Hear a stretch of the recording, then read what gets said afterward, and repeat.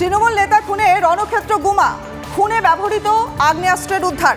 আমাদের প্রতিনিধি রয়েছে, আমাদের প্রতিনিধি দীপঙ্কর রয়েছে আমাদের সঙ্গে। দীপঙ্কর, কি পরিস্থিতি? এই মুহূর্তে যদি তুমি পরিস্থিতি দেখো তাহলে এই রাস্তা দেখো পুরো থমথমে হয়ে রয়েছে। এলাকার মানুষজন যারা মূলত আন্দোলনে ছিলেন তারা কেউ নেই। এলাকায় বিশাল পুলিশ বাহিনী ঘুরে গেছে। ঠিক এই উঁচু ট্যাগটাতে তারা পথ অবরোধ করেছিল, রাস্তায় টায়ার জ্বালিয়ে দিয়ে। এই যে গলি, এই গলির মধ্যে তৃণমূল নেতা উপপ্রধান তিনি ছিলেন একটা বাড়িতে এবং তাকে গুলি করে খুন করা হয়েছিল।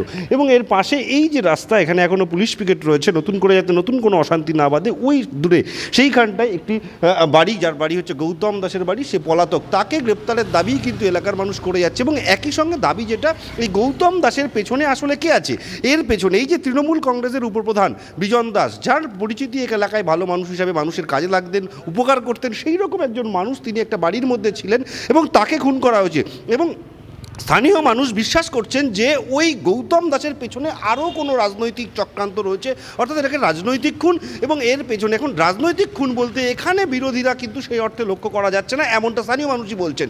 তাহলে তৃণমূল কংগ্রেসের ভেতরের গোষ্ঠী কোন্দলের কারণে কি খুন, এইসব নানা প্রশ্ন রয়েছে। কিন্তু গৌতম দাস এখনও পর্যন্ত গ্রেপ্তার হয়নি এবং তাকে গ্রেপ্তার করার দাবি কিন্তু স্থানীয় মানুষ করছে। এবং তার কারণেই আজকে সকালে যখন অস্ত্র উদ্ধার হয় এবং তার পরিপ্রেক্ষিতেই এলাকার মানুষজন তারা উত্তেজিত হয়ে রোড ব্লক করে এবং একই সঙ্গে বাড়ি ভাঙচুর করে।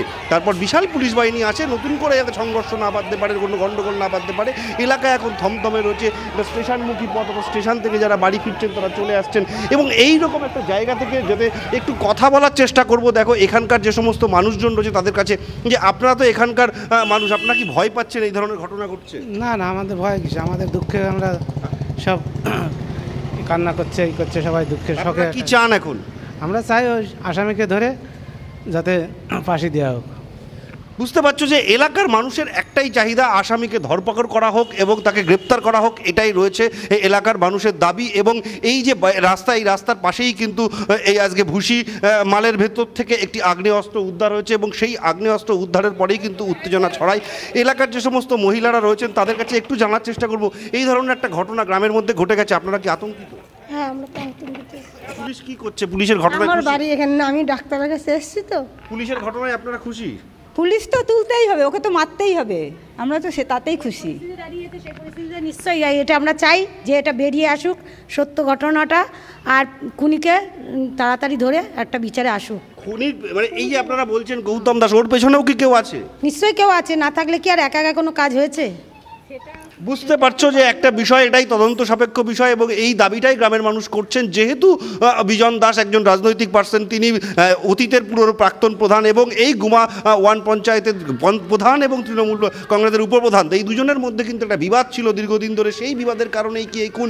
এবং এই সমস্ত বিষয়, যদিও প্রধান বলেছেন যে নানা বিবাদ থাকলেও খুন করার মতন ঘটনা কিন্তু নয়। ফলত তৃণমূল কংগ্রেসের গোষ্ঠীকন্দল নাকি অন্য কোনো বিষয়, জমি সংক্রান্ত বিবাদ, যে কথা প্রথম থেকে বলা হচ্ছিল গৌতম দাস যার বিরুদ্ধে অভিযোগ সে একজন জমি মাফিয়া, জমি ব্যবসায়ী, তাকে এখান থেকে বেরিয়ে যেতে দেখেছে এবং সে পলাতক। পুলিশ এখনো পর্যন্ত তাকে গ্রেপ্তার করতে পারেনি। এবং সব মিলিয়ে দেখো গুমার এই এলাকার রাস্তা, এটা কিন্তু একদম থমথমে হয়ে রয়েছে। এলাকায় মানুষজন, সেই অর্থে স্থানীয় মানুষজন যারা, তারা কিন্তু যাচ্ছেন না, যেহেতু পথ চলতি স্টেশনের নজর রাখো।